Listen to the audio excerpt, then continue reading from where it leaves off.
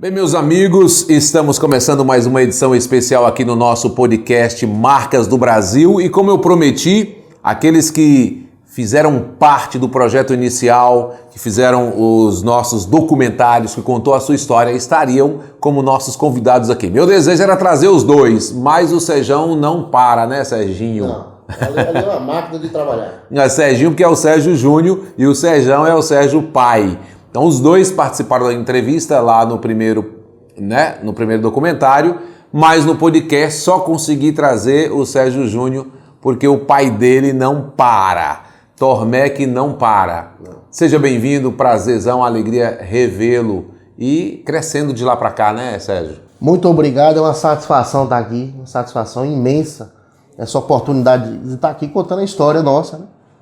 Da Tormec e agora também da Tormec Elevadores. Maravilha. Você conhece bem a história do seu pai, do começo? Sim. É? Com profundidade. Maravilha. Conta pra nós aí como que o Sérgio começou a Tormec. O Sérgio, ele é uma pessoa que trabalha desde os 5 anos de idade, né? Desde os 5 anos, residindo em Guanambi.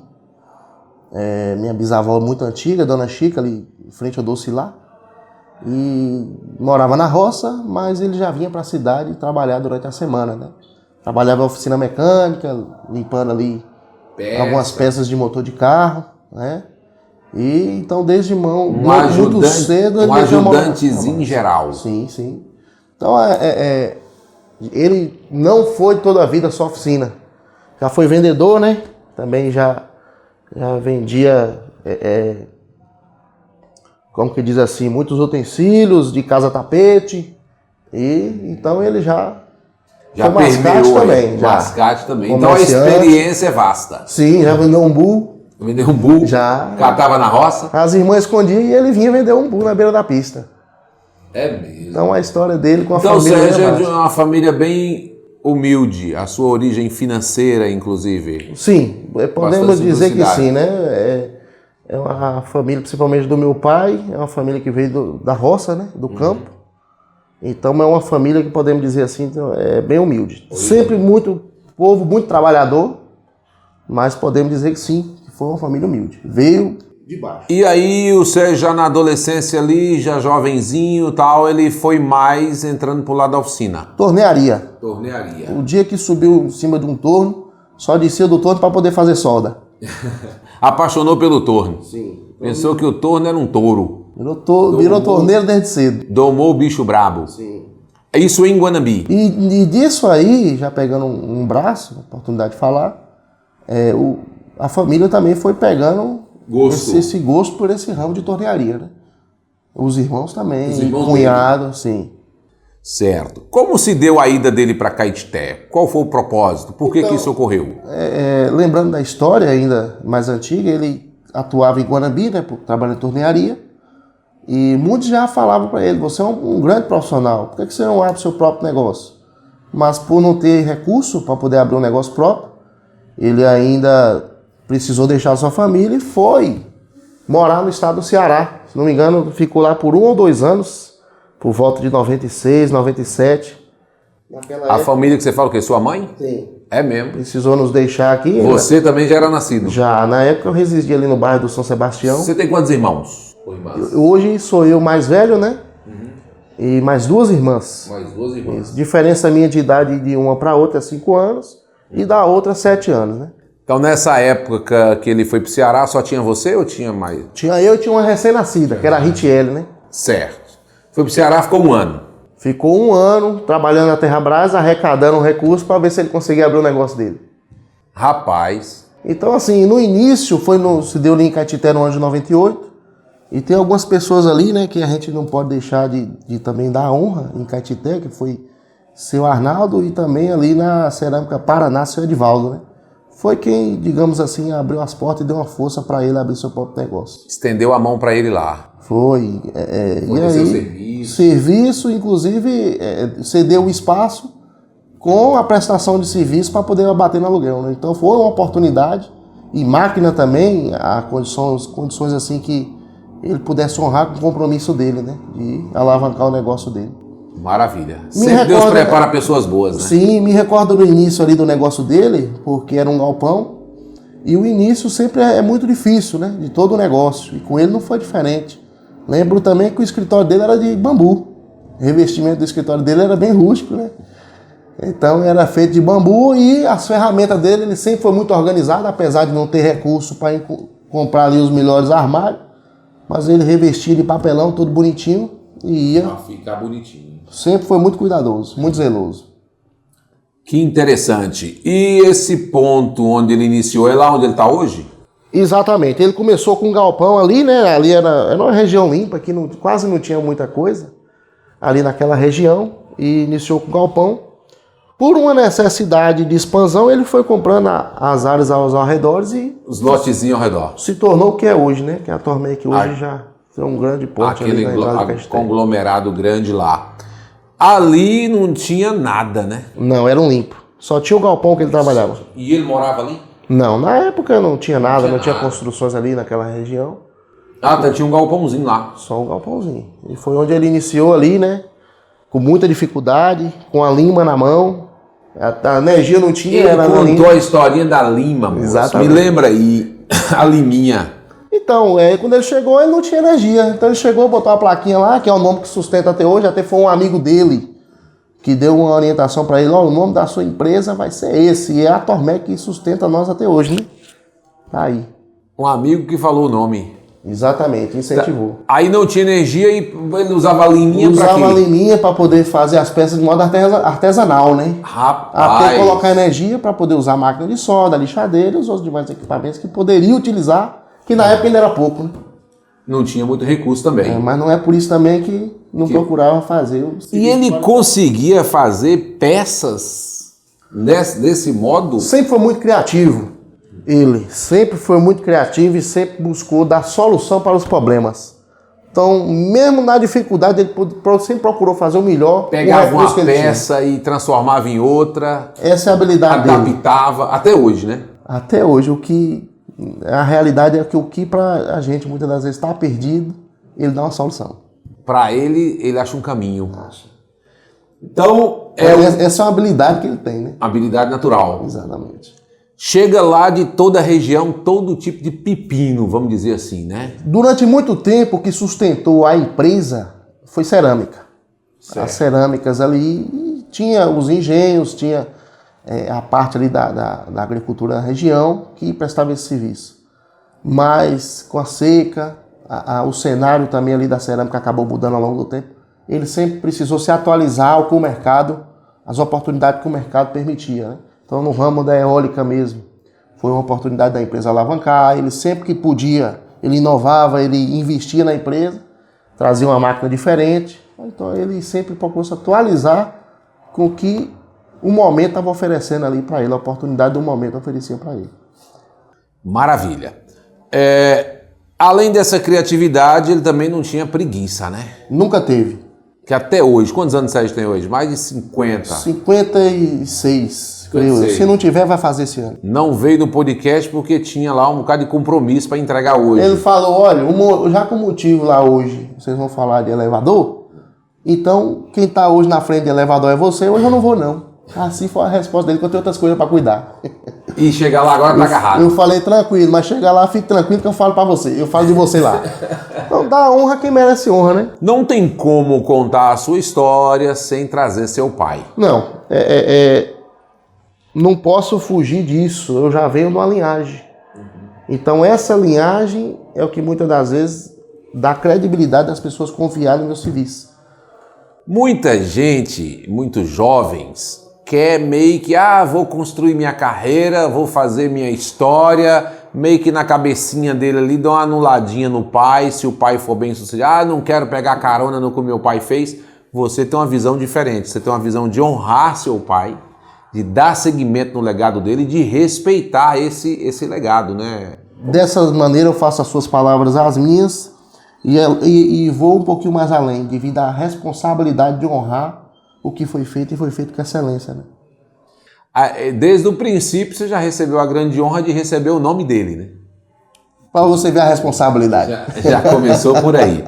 Aí, você chegou a trabalhar na sua adolescência junto com ele? Uma coisa interessante, ele sempre muito preocupado de prestar um serviço de qualidade, né? Fui trabalhar com ele ainda novo, criança ali, tentando operar a máquina. E naquela época eu acabei fazendo um serviço e queimei uma ponta na ferramenta. E nisso aí ele me chamou a atenção, vamos dizer que ele muito novo, como você mesmo falou, o nariz um pouco empinado.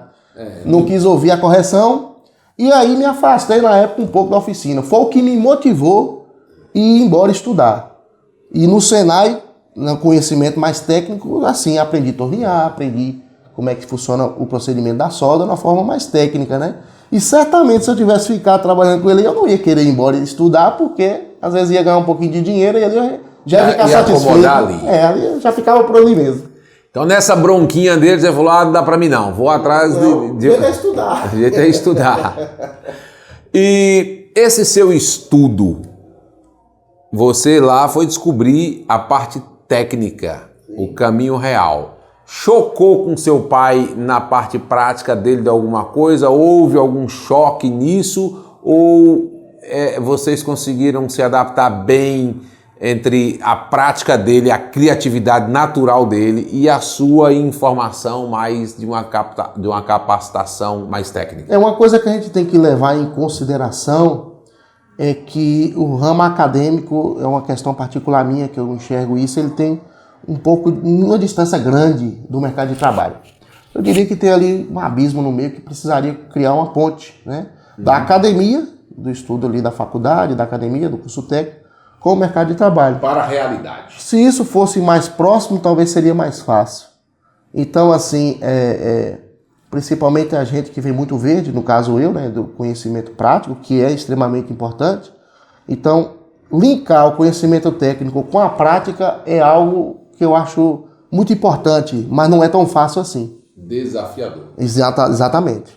Você teve a sorte de ter seu pai, né, como professor nessa linkagem. Seu tutor. Sim. Nesse processo. E aí vamos falar então disso aí, dessa dificuldade que você vê hoje, muitos engenheiros sem rumo. Sem isso é uma conseguir realidade. botar a mão na massa. Isso é uma realidade. Porque assim, uma coisa que nesse ponto aí, tem uma teoria na Alemanha que se chama de teopraxis. O que é o teopraxis? É a teoria alinhada com a prática. Então a teoria ela é muito importante e nós também não podemos desprezar a importância da prática. Se juntar essas duas coisas, dá certo. Aí dá uma liga boa. Maravilha. E quando que você começou a juntar? Isso no final do curso ou você já vinha nos períodos e já ia ali futucando, mexendo e fazendo alguma coisa? É algo interessante porque a gente não pode esquecer de uma força maior que nos move. Aí eu falo de Deus. Em primeiro lugar é Deus, né? E as demais coisas vêm em segundo plano. Porque na época quando eu ingressei na faculdade, o meu curso natural para a faculdade foi engenharia mecatrônica. Deveria ser, no caso, engenharia mecânica. Mas pesquisando entre um curso e outro, aonde oferecia o curso de mecânica, eu vi que tinha uma instituição que oferecia o curso de mecatrônica. Então juntava a mecânica com a elétrica, eletrônica e automação. Então é algo mais propício para o futuro. Eu achei interessante aquilo. Foi quando, na época, então eu atirei na mecatrônica, sem ter muita certeza do que seria. E, aliado a isso, eu fiz o curso técnico ainda no Senai de fabricação mecânica, que já era da linhagem propriamente dita do que meu pai fazia, né? Então, assim, primeiramente Deus, porque a gente sabia naquela época do cenário que era naquela época. E o futuro a ele pertence, né? O futuro, digamos, hoje chegou. Exatamente. E você vê que acertou. Exatamente, porque essa escolha ela foi feita no ano de 2010. Hoje nós estamos em 2024, né? Então o que ocorreu de lá até esse presente momento foi que te deu a certeza que a escolha foi acertada. Exatamente, a gente vai vendo a montagem do quebra-cabeça, né? E isso você não pleiteava. Não pleiteava. Então, é como você disse assim, não foi de você mesmo. Não, se eu falar que eu sou um visionário, eu tinha a visão de que ia chegar nisso, perdoa a expressão, mas eu estaria mentindo. Então eu tenho que dar honra a quem merece honra, tá ele ali na imagem do vídeo, né? Primeiro que ele sempre teve garra para trabalhar, dedicação no que ele fazia. A minha mãe também sempre como uma ajudadora, sempre muito junto ali trabalhando. E Deus também, em primeiro lugar, que deu essa condição de fazer dessa forma. Deus fez por você sem você perceber. Digamos que sim. Teve dúvida na época, teve aquela guerrinha mental, mas eu vou fazer isso aqui, esse negócio, será que vai, será que não vai? Eu vou lhe dizer a verdade, na simplicidade do entendimento da época, eu não tive dúvida porque eu sabia que ali tinha segmento de mecânica incluso e que era uma coisa que ia além. Então se eu te falar assim, eu tive dúvida eu não tive. Eu sabia que ia dar um fruto grande, agora eu não sabia que fruto ia dar. E esse fruto hoje podemos dizer agora, nessa junção, seu pai, prático, né, criativo, desenvolvedor, com o Sérgio, engenheiro, com uma formação, o Sérgio Júnior, Sérgio Filho, com uma formação específica para se construir um grande negócio.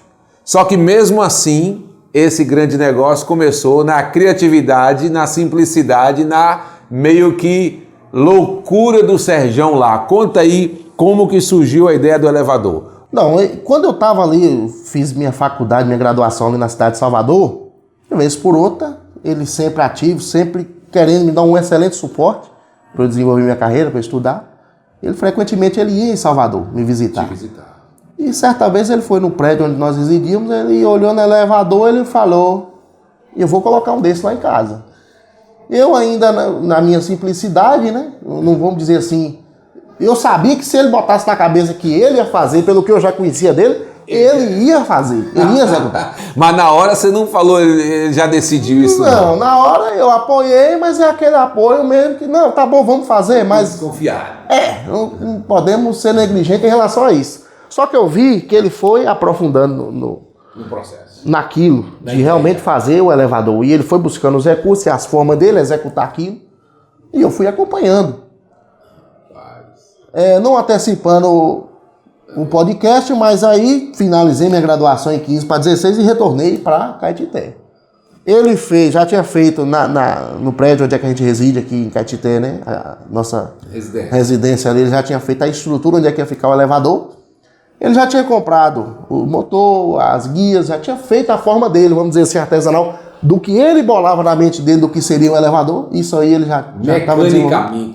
Já estava desenvolvendo. Porém, uma coisa que estava faltando para funcionar, que era a automação. A parte elétrica e a automação do elevador. Porque eu formei, não tinha um conhecimento aprofundado ainda, de uma experiência nisso aí. E nessa hora, não só eu, mas muitos dos meus colegas são submetidos a uma situação de pressão, de resolver o problema. Você formou para quê? Você estudou para quê? E às vezes iam lá, não, eu faço, e não fazia, e sumia. Ia outro rapaz lá, não, pode deixar que aí eu resolvo, e não resolvia. E foi ficando, e aquela pressão ali, vamos dizer... E Sérgio não desiste. Sérgio não, e ele também cobra, ele é exigente. Ele decidiu fazer, e aí, filhão? Essa faculdade sua aí, valeu o quê? Exatamente, então a forma dele... Eu tô querendo subir escada, mas não, e você não resolve? De fato, dessa maneira. Quantos vãos de escada ele subiu? Uns 3?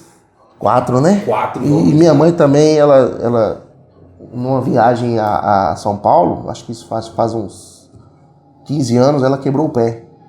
Então, até hoje ela sofre ainda com isso, né?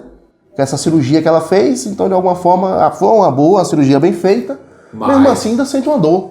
E tinha que subir esses lances de escada e descer todo dia. Ele, vamos lá, meu filho, vamos fazer, cadê o diploma? E dessa maneira, depois teve algumas pessoas que foram lá e viu o que ele fez e confiou no serviço dele. Você tem condição de também resolver um problema que nós temos. E foi aí onde a porta... Eu também preciso. A porta abriu pro ramo de elevador meio que forçado. Então eu não vi, confesso pra você, que eu não vi uma outra... Uma outra alternativa? Alternativa a não ser resolver. Cair pra dentro e procurar resolver o problema. E aí, meu irmão? Aí foi aonde a gente partiu para estudar, buscar o conhecimento técnico, buscar os fornecedores mais adequados, como que funciona realmente de fato, estudar o negócio. Alguém chegou a falar que você estava meio delirando, você mais seu pai? Porque elevadores hoje no Brasil, a maioria são multinacionais, mega empresas. Correto. Realmente é uma questão do mercado e que a maioria das empresas são multinacionais. Mas, porém, existe um desconhecimento dessas outras empresas que também são excelentes prestadoras de serviço. Muitas delas são montadas até por profissionais que trabalharam nas multinacionais e abrem seus Saíram de lá e montaram. Exato. E atuam no Brasil. Exato. E com excelência. E hoje, o que acontece com esses elevadores multinacionais? Vamos dizer que é um elevador com meio fechado. Você não tem, às vezes, uma tecnologia própria, uma tecnologia internacional. E isso, além de encarecer o produto, dificulta a mão de obra para prestar aquele tipo de serviço. A manutenção. É uma questão hoje do peça, mão de Mas obra. Quando nós ingressamos no mercado, nós não tínhamos esse conhecimento. Então nós tivemos que entender como é que funcionava essa questão do elevador. Buscar informação a respeito. E aí nós fomos entendendo dos melhores fornecedores, dos parceiros que são os nossos parceiros hoje. E é um conhecimento complexo que engloba aí mecânica, elétrica, automação. Então é um conjunto de fatores. E hoje ainda alguma coisa mais além que se fala que é a indústria 4.0, a internet das coisas. Que é uma coisa que o elevador hoje ele já está conectado diretamente com a internet. Para facilitar. Os nossos, nós procuramos fazer, perdoa a expressão, eu costumo fazer que eu faço um elevador funcional, feijão com arroz. Eu coloco principalmente o que a norma exige, a gente não foge disso, mas digamos assim que a gente, se precisar, o elevador parou, quase que de imediato, se a gente tiver uma peça de reposição já ali, a gente já faz o serviço que tem que ser feito. Porque se você implementar muita coisa, ele pode ficar ali uma semana, 15 dias, 20 dias, esperando uma peça diferente. Respondendo a pergunta que você fez a respeito aí de se chamou de louco, é porque a região que nós atuamos no Sudoeste ainda não é uma região, vamos dizer assim, como uma metrópole, que é cheia de elevadores. Mas é como se você fosse malhar em uma terra seca. Mas quem dá o crescimento não somos nós. Aí nós, como eu entro na parte, a gente tem uma confiança num Deus que tudo faz por nós, toma os caminhos. E prepara onde não semeia, onde é que não plantou. Obviamente, no princípio, tem os perrengues, né? Então, assim, a gente não pode desconsiderar essa fator importância. Exato, da porque fé. até no nosso ver, nós poderíamos dizer assim, não vai dar em nada. É só o nosso mesmo. Mas hoje nós não podemos desconsiderar os nossos clientes, a região que atendemos e que vai muito bem, graças a Deus, o nosso ramo. Elevador, tem essa questão da acessibilidade que hoje, por exemplo, sempre se imaginou elevador em grandes torres, em grandes prédios.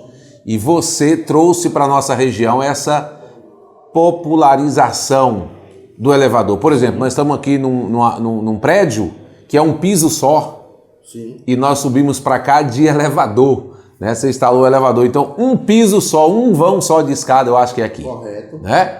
E para dar um suporte de acessibilidade, um conforto ao cliente, esses empresários aqui que são visionários, inclusive vou até dizer onde é que nós estamos, para dar honra para eles também, merece. Que é o pessoal aqui da Deluz, né?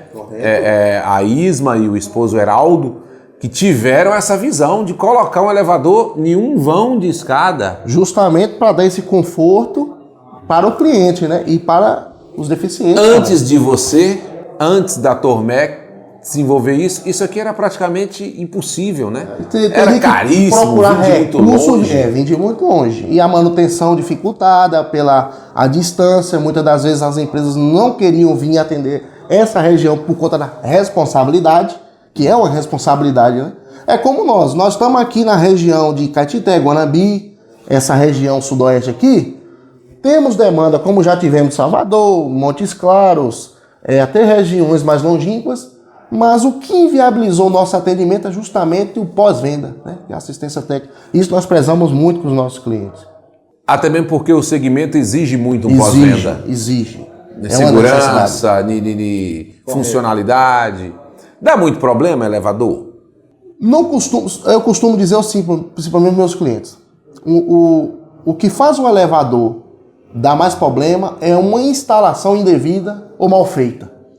Então, muitas das vezes nós nos preocupamos de fazer uma instalação muito bem feita, porque nós vamos ter dificuldade no pós-venda. Menos dificuldade no pós-venda. Entendi. Porque assim, muitas das vezes, hoje nós fazemos uma visita mensal, que é obrigatória, né? Que é a preventiva do elevador. Isso nós fazemos todos os meses. É algo que nós preocupamos não só de fazer o elevador, mas o pós-venda, que nós nos preocupamos de dar uma assistência com excelência para o cliente. Além da garantia, sempre estar presente, observando, verificando, fazendo o checklist, as inspeções que precisam ser feitas, para que o elevador esteja em conformidade e segurança, para que possa ser utilizado, né? Então, assim, se ele for bem instalado, pode ser que algum sensor, algum fio de curso, alguma coisinha ali, por uma segurança do elevador, o elevador não funcione. Então, assim, se uma porta do elevador não fechar direito, ele não vai partir, ele não vai funcionar. Então, mas é porque então tá tendo um mau funcionamento. Não necessariamente. Tá tendo um bom funcionamento. Um bom funcionamento, porque se não tiver tudo adequado ali para ele partir, ele não vai partir. Então isso para nós é uma confiança de que o elevador tá funcionando. Muitas das vezes, para o usuário final, é estranho isso. Mas é uma necessidade. É uma norma. É uma norma.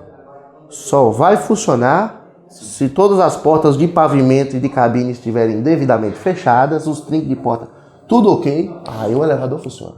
Caso contrário, ele vai ficar ali abrindo e fechando a porta dele e não vai funcionar. Não vai sair do lugar. Não, são muitos dispositivos de segurança que tem no elevador, né? Então, isso que eu queria saber. O elevador é puxado por um cabo de aço. Qual a manutenção desse cabo de aço e qual a segurança que esse trem não vai arrebentar e jogar nós tudo lá embaixo? Vamos lá. O cabo vai lá, dá uma solda mal feita, bota um trem mal feito nesse cabo de aço lá e sobe, desce, ele desamarra. Vou ser bem grosseiro na pergunta, tá? Bem leigo, tô sendo bem leigo. Eu vou pedir um tempinho até para poder explanar isso, porque não dá pra gente resolver. Aliás, eu poderia ser bem mais direto na resposta. O elevador não cai. Não cai. Só com uma única exceção. Estourou o cabo de aço, não cai? Não cai, só com uma única exceção. Se ele for mal instalado e não tiver os dispositivos de segurança adequados, ou se a manutenção for muito precária e não for feita. Caso contrário, você pode ficar sossegado em relação à segurança do elevador. Se estourar, o que ele tem de... Porém, eu vou mais além na explanação para explicar de uma forma assim, um pouco técnica de como que funciona. Existem alguns diferentes tipos de elevador, né? Tem elevadores hidráulicos, elevadores elétricos. E ele pode ser tracionado por cabo de aço ou por cinta. É algo interessante que muita gente muitas vezes não sabe, né? O que seria essa cinta? Principalmente para elevadores mais rápidos, né? Mas na nossa região aqui, como são elevadores com menos parada, e talvez não precisa nem tanta rapidez assim, né? Devido à quantidade de pavimentos, vamos dizer que num prédio aí de 20 andares para trás, uma velocidade considerável seria 1 metro por segundo. Ou meio metro por segundo, se for menos pavimentos, né? Esse cabo de aço é tracionado por uma máquina de tração que tem um freio acoplado a essa máquina de tração, né? Então, esse freio na máquina de tração é o que muitas das vezes ali sustenta a parada e o funcionamento do elevador. Isso aí sempre está sendo inspecionado pelas manutenções preventivas. Porém, você pode botar aí que a norma de elevador, como cabo de aço, ela exige aí um fator de segurança número 12. Ou seja, se ele sustenta 100 kg, ele tem um cabo de aço ali que sustenta até 1 tonelada, tá? Então, assim, já é superdimensionado, vamos dizer assim, justamente para caracterizar essa segurança, ok? Um único cabo de aço desse aí do elevador, ele vai sustentar cerca de 3 toneladas, mas não tem um cabo só. Ali tem 3, 4 cabos, conforme o dimensionamento que aquele elevador foi feito. A norma é o quê? Ele tem que sustentar quantas vezes mais do que o peso 12 dele? vezes mais. 12 vezes mais. Isso. Entendi. Então, mas vamos dizer que numa situação você falou extrema... 1.000 quilos, 1 tonelada. Acho que Um exemplo. Não, um exemplo 12 assim. toneladas. Vamos dizer que ele tem ali que tracionar 300 quilos. Isso. Um exemplo, né? Exato. Então, até 3 toneladas aquele cabo de aço, um único cabo de aço suporta. Mas eu tenho 3 cabos de aço, 4 cabos de aço. No elevador. Então, se você romper 3, ele ainda sustenta. Se você romper os 3, que é impossível, né? Aí que tá. E a manutenção? Como é que tá a manutenção desse equipamento? Qual é a idade desse elevador? Outra coisa, o técnico chegou para fazer a manutenção. Tem 4 cabos de aço, né? Um único cabo de aço está estragado. Ele tem a obrigação de trocar os 4. É assim? É assim que funciona. Para nós é assim que funciona e segundo a norma é assim que funciona e tem que ser assim. Tem que ser assim. Tem que ser assim. Antigamente era a NM 207 da BNT. Hoje ela atualizou, não lembro de qual o número, mas segue o mesmo princípio. Que era a norma do Mercosul, né? Que regia os elevadores do Mercosul. O povo tem um Essa pouquinho... norma também é baseada na norma europeia. Aquele pavorzinho que tem de elevador. Então o que acontece? Você está no meio do vão, o elevador para. Vai dar um pânico. Sim. Quem está lá dentro. Principalmente o medo de cair. Sim. Parou. Esse trem será que vai para onde agora? Até se ele der algum tranco, alguma coisa, é possível dar algum tranco? O tranco, às vezes, que a gente percebe ali no elevador é quando ele passa de uma guia para outra, às vezes uma emenda. Então, às vezes, ele faz um barulhinho. Às vezes, quem não conhece estranha. Tá? Mas para a gente que já tem um entendimento de como funciona o elevador, É normal. o interessante é não fazer ruído, para não causar espanteza, né? Certo. Porque muitas das vezes nós não sabemos o que está por trás ali daquela estrutura, de quem foi que fez. Mas pode ocorrer um ruído ou outro devido a uma emenda, algum detalhe assim, ou uma malubrificação. Então, um ruído acontece. Parou não significa que vai cair, não. Se for bem instalado e numa empresa séria e idônea, cair ele não vai. Cair não vai, ficar parado ali. Exatamente. É comum o elevador parar no meio do trajeto ou é mais comum ele parar no final de cada trajeto? Não é comum um elevador parar no meio do trajeto. O elevador, isso é uma preocupação até mesmo nossa, ele não pode ter muito chamado no mês. Se ele estiver tendo muito chamado no mês de manutenção, está tendo alguma coisa errada ali.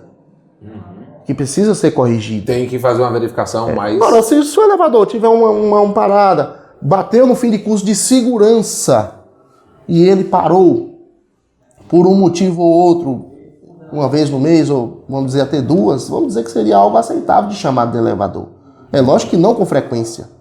Mas pode acontecer após uma substituição dos cabos de aço, por exemplo, se principalmente o técnico deixou alguma coisinha a desejar, ele, às vezes, não passar do ponto, não ficar bem. E isso aí precisa ser corrigido. E depois de corrigido, muitas das vezes esse elevador, se for tudo certinho, ele vai trabalhando tudo conforme, ele não vai... Já aconteceu. Um problema meio que decorrente que pode acontecer seria nas portas dos elevadores. Por quê? Porque é um sistema que está abrindo e fechando a todo momento, então às vezes ali pode acontecer de um parafuso, alguma coisa, sair da posição, precisar de um ajuste. Então é uma falha que pode acontecer. Não deve também ser recorrente, precisa ser corrigido, mas depois também ele vai passar um bom tempo ali em excelente funcionamento, praticamente sem ter chamado. E só vai lá o técnico todo mês mesmo, por uma necessidade da norma de fazer a preventivo, o checklist de todos os itens estão funcionando corretamente. Então, ele vai fazer uma visita frequente por uma necessidade, mas não por uma obrigação. Isso é uma pergunta que eu queria fazer. Um elevador é um carro, né? Ou, quiçá, um avião que te leva para as alturas. Então, ele é um veículo. Sim, é um transporte. Vamos falar de custos e manutenção. Sim. Ok. Pra gente, às vezes alguém está interessado. Eu tô falando isso aqui porque às vezes, na verdade, a pessoa pensa que é muito mais caro. E talvez não é. Sim. Talvez é mais acessível do que parece. Inclusive acessível para colocar numa casa comum que tenha um piso só. Sim. Pra você subir e entrar direto no seu quarto. Sim. Né? Tem essa condição. Eu estive em São Paulo agora recente, visitando meu irmão. Na casa dele, ele tem um elevador direto no hall dos quartos. Sim. É um vãozinho só de escada. Até brinquei para ele, rapaz, para que um elevador aqui? Para meu amigo, sobe e desce escada todo dia, chega cansado do trabalho, entra nesse trem aqui e já para na porta do quarto. Sim. Então, essa acessibilidade é maravilhosa. Até um dia que você está com o pezinho meio, né, alguma enfermidade, alguma coisa, você tem essa acessibilidade. Mas o pessoal imagina que seja muito caro. Então, essa questão do caro, realmente o elevador ele tem um valor ali agregado. Não podemos negligenciar isso. É lógico que um elevador para atender um pavimento, pode ser uma plataforma elevatória até 4 metros de altura. Segundo a norma, pode ser uma plataforma elevatória mais simples, né? Seria um elevador um pouco mais simples para atender uma residência, uma carga e descarga de um produto. Sim. Mas uma coisa... levar um produto para o segundo piso. Isso, mas uma coisa que não pode ser negligenciada é atender às normas devidamente e os dispositivos de segurança. Então, é meio um pouco complexo falar de valores de preço assim. Peça um orçamento. É o mais coerente, porque uma situação ela pode ser um pouco diferente da outra. Mas vamos dizer assim que um elevador desse ele parte a partir aí de uns 45, 50 mil. É um valor expressivo para a maioria da população, mas para quem é um cadeirante ou um deficiente físico, é um valor bem investido. Exato. Para ter acessibilidade, né? E a independência ali, né? Vamos falar também desse elevador de carga, importantíssimo nas empresas. Sim, sim. Que as empresas que tenham depósitos, né? Sim. Diferenciados. Você instala esse tipo de elevador também? Então, Everaldo, o que acontece? Em relação aos elevadores de carga, nós da Tormec Elevadores, no momento atual, não estamos atendendo. Porque o cliente ele acostumou a comprar um produto de excelência na nossa mão. Então, se nós pecarmos um pouco ali na qualidade, até mesmo estética, então gera uma coisa meio dúbia em relação ao nosso produto. Vocês não costumam prestar um serviço de qualidade, de excelência? Então, preocupando com isso, hoje não estamos trabalhando com a carga. Mas nós sempre procuramos dar uma solução para o nosso cliente. Justamente porque o de carga é um pouco mais grosseiro. E se nós não puder atender, uma coisa é certa, o nosso cliente não vai ficar sem ser atendido, porque nós vamos repassar alguns parceiros que podem estar atendendo essa necessidade. Entendi. E nós não temos problema nenhum em relação a isso, porque nós estamos num mercado que tem espaço para todo mundo. E principalmente para quem trabalha, buscando trabalhar com excelência e com qualidade, de atendimento ao cliente. Maravilha. Quem quer um elevador tem... Quais são as dúvidas mais frequentes, Sérgio? Então, muitas das vezes, o que é sabido, há uma preocupação. Mas o elevador não é, vamos falar assim, de uma multinacional, de uma empresa X, que é muito conhecida, uma empresa Y, que não vou falar o nome. Mas é assim que acontece. Por que o elevador... E nós temos uma marca própria. Acha que você, a princípio, acha que você é um representante dessas marcas? O que acontece é o seguinte, nada mais é e nada menos é do que o mesmo fornecedor que fornece para essa multinacional é o mesmo que fornece para nossa empresa. O mesmo fornecedor que fornece aquele tipo de equipamento que está naquele elevador, nós também temos contato direto com esse mesmo fornecedor. Só que a marca dele é X, a minha é Tormec Elevadores. Tá? E prezamos pelo nome da empresa. E lutamos por isso, para defender o nome da empresa. Você criou uma marca de elevadores, atende com excelência, né? Está apto para o mercado. Sim. E os clientes estão começando a entender esse processo. De fato. De que você tem uma fábrica de elevadores aqui na Bahia. Uma coisa que é interessante, nós podemos prestar serviço também nos elevadores da multinacional. Mas muitas das vezes, justamente por essa, vamos dizer assim, essa palavra mesmo, desconfiança do serviço a ser prestado, às vezes os donos dos prédios, o síndico, não confiam em uma outra empresa, né, que não seja multinacional. Mas se for uma empresa idônea e que presta um serviço de qualidade e segurança, conforto, pode confiar que vai ser tão bem atendido quanto uma multinacional. Maravilha. Vamos fazer uma comparação com a autorizada do automóvel, né, e as oficinas. Exatamente. Que também têm oficinas de qualidade que conseguem prestar um serviço, muitas vezes, até melhor do que a autorizada. E com preço mais acessível. Com preço mais acessível. Em alguns casos, tem mecânicos que são muito mais confiáveis do que a própria autorizada. Exatamente. Outra questão que você falou em preço, eu não vou entrar em detalhes de uma questão ou outra, mas a gente não pode generalizar o preço da prestação do serviço. Por quê? Você pode ter um elevador que ele tem 15 anos de uso, ele está no estado de conservação. E outro elevador que também tem 15 anos de uso, mas o estado de conservação é diferente. Semelhantemente a um carro. Sim. Você pega um carro de 15 anos de uso que está no estado de conservação e um outro mesmo carro com 15 anos de uso, outro estado de conservação totalmente diferente. Se as revisões foram feitas da maneira correta, como é que está a conservação deste equipamento. Então tudo isso influencia. Maravilha.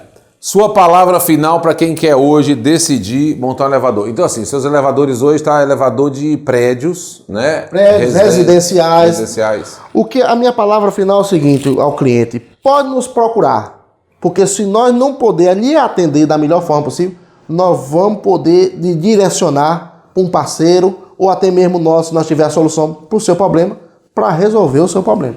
Maravilha. Sem a consultoria não vai ficar. Pode, e outra coisa, não necessariamente porque vai nos consultar que já tem um custo ali incluso. Não necessariamente. A consulta até então, até esse presente dia de hoje, em 2024, nós ainda não estamos. A consulta está grátis. A consulta ainda é grátis. O pedido de orientação. E estamos aqui para então poder... pode te ligar para bater um papo. Sérgio, estou pensando em botar um elevador. Interessante é que frequentemente eu recebo essas ligações. Até semanalmente, se não uma, mais de 2 ou 3 ligações eu recebo. Pessoal com dúvida, né? Com dúvida, elevador residencial, por necessidades específicas, às vezes um idoso, predial também. Então, apesar de estarmos numa região que podemos dizer seca, aquele que manda a chuva para nós não tem deixado nós passar necessidade. Maravilha. Como você sempre falou muito aí desde o princípio que Deus o guia, né? É o seu direcionador, é o seu orientador. Nós também trabalhamos em todos os nossos trabalhos pautados na direção de Deus, na orientação dele. E a gente percebe que ele toma os caminhos na nossa vida, traça as rotas. E eu acredito que traçou essa maravilhosa rota da gente se encontrar de novo, graças a Deus evoluindo, né? Tanto o meu trabalho, quanto o seu, quanto as nossas cidades, onde nós mais atuamos, evoluindo. Então eu quero agradecer a Deus pela sua presença, por ter preparado você de estar aqui, batendo esse papo. Acredito que teria muito mais coisas a ser esclarecida, mas não precisa nós alongar demais, que o cliente cansa, né? Mas quem tiver qualquer dúvida, quiser qualquer orientação, nós vamos deixar o seu contato. Pode estar entrando em contato com o nosso canal retransmite o seu contato e a gente vai ter um papo. Então, Deus te abençoe. Amém. Agradeço muito essa oportunidade, viu? E um abraço a todos os clientes e amigos. Valeu, Sérgio. Deus abençoe.